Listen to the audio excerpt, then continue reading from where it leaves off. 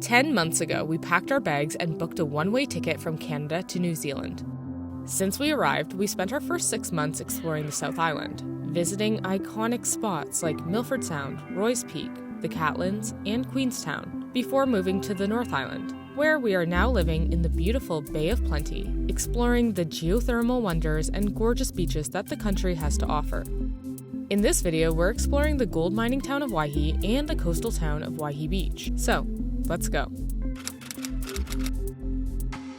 So we're driving this morning and I'm just saying to Nick, I love the colors in the North Island. The greens are like this special hue of green that I haven't really seen anywhere else. Well, I mean, maybe I've seen it in other places in the world, but not in the abundance that it is here. When you're driving through the roads here, everything is just such this beautiful, almost like pastel color, especially in the mornings. I truly love it here. And you know what? Last week we were actually gone because we were visiting our friends and family back in Vancouver, Canada. And we are from a very, very, very beautiful place, but the beauty is just so different. And I don't think I really noticed quite how different it is and how unique New Zealand's colors and scenery is until we left and then just came back. But that being said, we are on the side of the road right now because we are about to go see a waterfall that we have never seen before. So let's go check it out and we'll show you what we're doing today. So the sign said it's about a 2-minute walk to this waterfall, which is right behind you. But I would venture to guess it's probably more like 20 seconds. There's also not a lot of signage, so if you didn't really know any better or you weren't specifically looking for it, you'd probably just drive right past it. Let's turn you guys around and check this out.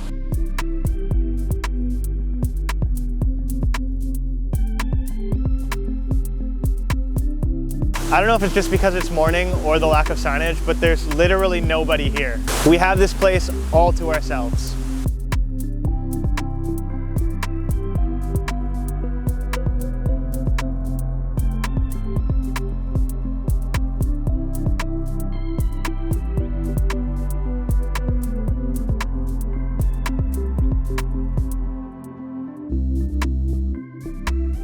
We decided to stop in at Tea Tree Cafe, which is a little historic cafe here in Waihi. Although they did have a few vegan options on the menu, we did eat before we left the house today. There was also like vegan chocolate chip cookies, which I'm not sure I'll be able to leave here without getting one of those. And all these other like nice things like sandwiches and pasta salad. And the vibe here is just so cute, so calm. It's also a lovely day. We have 45 minutes until our booking. So we're just gonna enjoy some time here in the garden until that begins.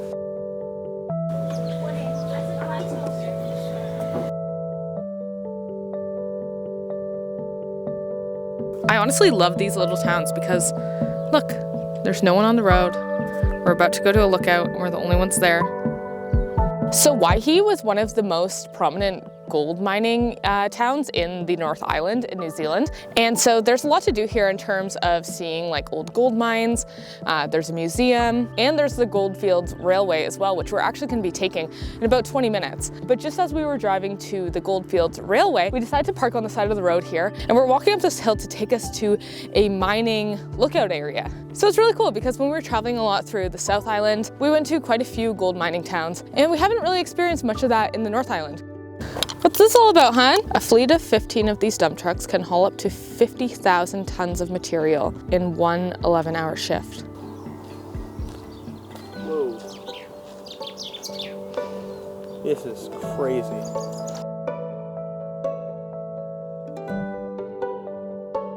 I'm looking at the Martha Pit. And it's pretty incredible. It's so vast. It's crazy that we as people can do this. It's very impressive, but it's just a big hole in the earth, you know? It's weird, mixed feelings, I guess. So I guess this is a 5-acre claim and it's about 250 meters deep. Okay, honey, come on. We have a train to catch.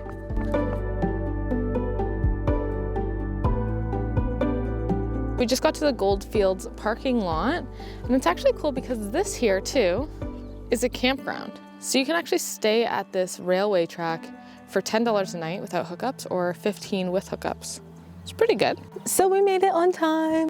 And there's all these adorable families getting onto the train. Our train is leaving in 10 minutes. So Nick is just applying some sunscreen and then we're on.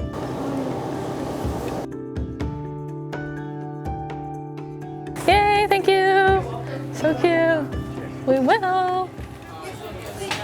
Come on. So we got our tickets, our timetable, and we're about to go on the choo-choo train.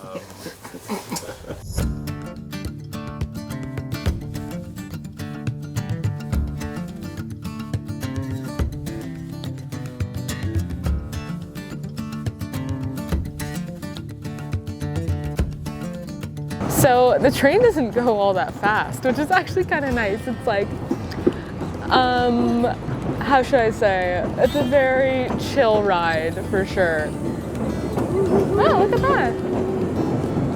It's really cool. It's really beautiful. It's like the perfect day for it. Every time the conductor honks, all the kids go, choo choo.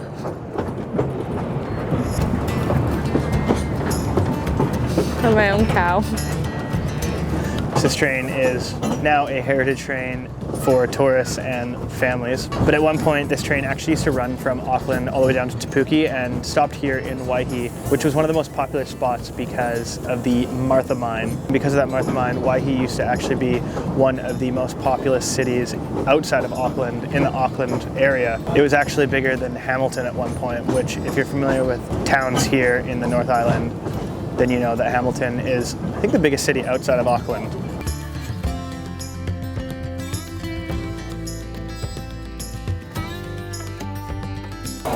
On the other side of the train is Waikino Station, and from here you can either take the next train back, which we are going to do, but if you decide not to do that, then you can take the last train of the day, and then you can actually go for a walk and go into the gorge, and I guess you could go for some lunch. We only have about 30 minutes, so luckily there is a cafe right here at the station, so we're gonna go check that out. But it is just so beautiful. It's funny because earlier on today when we stopped at that waterfall, we were actually kind of in the area, but if we hadn't driven to it, we could actually maybe go for a walk there. I don't know if that'd be too far, but people have their bikes here as well, so lots to explore on this side. But our stop of the day is going to be at yet another cafe.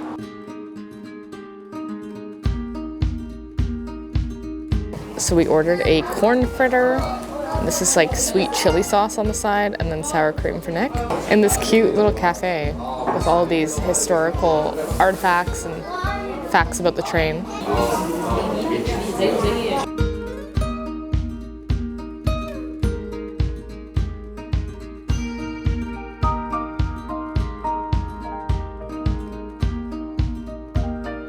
We're here at the Surf Shack Eatery, which came highly recommended to us. We've ordered our food, which I'm very excited about, and while we wait, we got a nice hazy IPA. Cheers. They have a lot of breakfast foods like French toast and scrambled eggs and stuff like that, but then they also have miso mushrooms and these spicy Boston beans that you can get with sourdough. I feel like I could come here every single day and try something new. And then they have a whole load of different burgers and street food, but I ordered the Green is Mean, which is the veggie burger, and Nick got some seared salmon fajitas. Sizzling fajitas is what it says.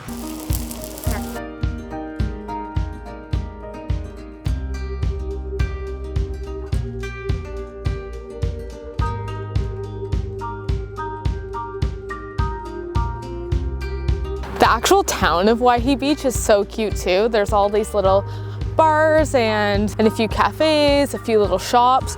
It's quite small, but it has that kind of like beachy, nice, surfy kind of vibe to it. It is so beautiful. And Waihi Beach is actually at the southernmost part, I think. Okay, I might be wrong here, but as far as I understand, Waihi Beach is at the southernmost part of the Coromandel, which we plan on exploring a lot of in the coming weeks here. But you know, we still do work regular jobs. We live in Tauranga, so we're not traveling full time. And so it kind of makes it difficult to do a whole Coromandel trip all in one. So kind of the plan is to start at Waihi Beach and then over the next couple of months, make multiple trips to the Coromandel instead of kind of doing it all in one go, since we only do really have the weekends to explore. Oh, look at these huge waves.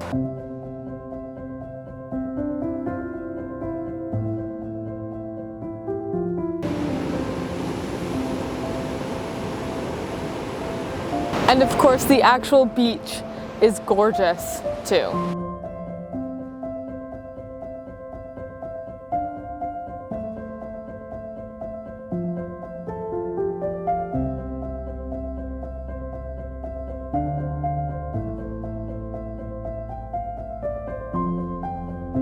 All right, so we heard if you walk 40 minutes into the bush that way, you can find another little bay. So we're gonna go try to find it. It's so funny because I find that the all trails and Google Maps reviews and stuff like that and blogs are all really differing here in New Zealand. On the New Zealand website, it says that this is gonna be an easy trail. And then on all trails, it says it's a moderately difficult trail. But sometimes we just go into these things blind. And as long as we have good shoes on and have water, we figure we're gonna be okay. And enough daylight. That's another really important one, which we have all three of those things. So let's try to figure this one out. Yet again, as I say for every hike that I've gone on in New Zealand, it's absolutely stunning. This one is literally no different. And we're just walking along the coastline.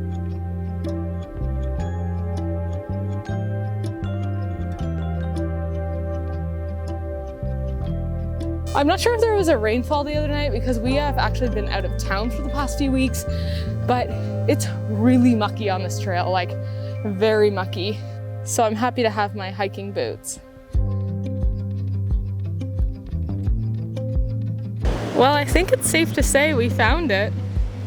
This is insane. I could live on this beach. I think as I get older, I could just see myself being a beachcomber, build a little shack on the side of the beach. I'll just metal detect on the beach and swim. Is this something you do with your wife or just by yourself? Depends on if you want to do it with me or not. I didn't sign up for this.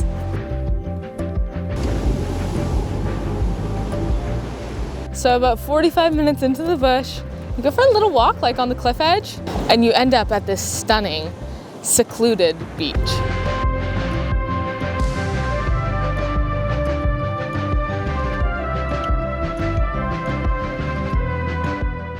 Thanks for joining us on another episode of our New Zealand series. We'll see you next week with a new video. Bye!